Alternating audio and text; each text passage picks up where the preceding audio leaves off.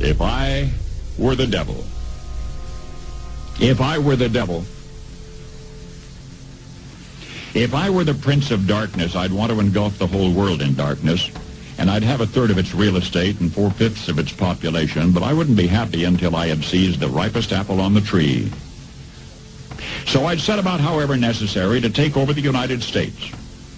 I'd subvert the churches first. I'd begin with a campaign of whispers. With the wisdom of a serpent, I would whisper to you as I whispered to Eve, do as you please.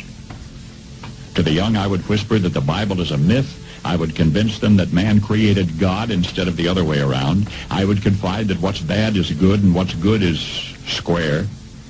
And the old I would teach to pray after me, Our Father, which art in Washington.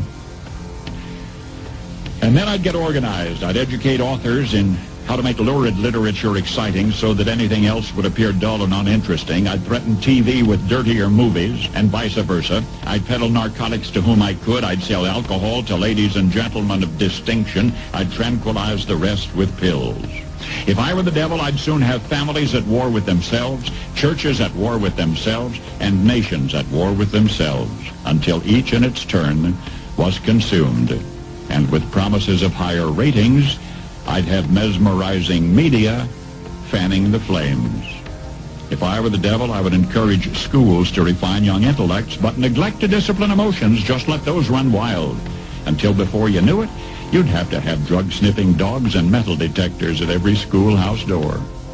Within a decade, I'd have prisons overflowing. I'd have judges promoting pornography. Soon I could evict God from the courthouse, then from the schoolhouse, and then from the houses of Congress.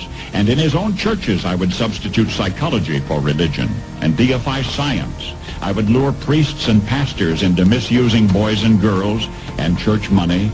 If I were the devil, I'd make the symbol of Easter an egg and the symbol of Christmas a bottle. If I were the devil, I'd take from those who have and give to those who wanted until I had killed the incentive of the ambitious.